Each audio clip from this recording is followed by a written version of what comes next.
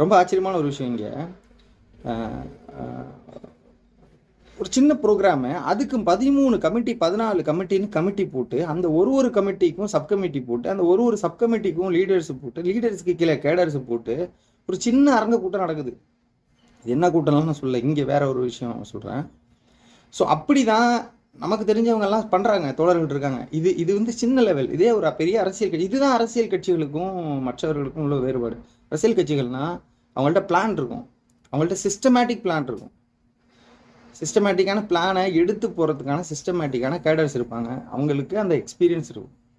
So உங்ககிட்ட அது ஏன் நீங்கள் செய்யலைன்னு கேட்குறாங்க. இல்லை, நாங்கள் செஞ்சுமே இந்த மாதிரி ஆயிடுச்சு, அதுக்கு இதெல்லாம் ப்ரூஃப்னு விஜய் பேசியிருக்கணும்.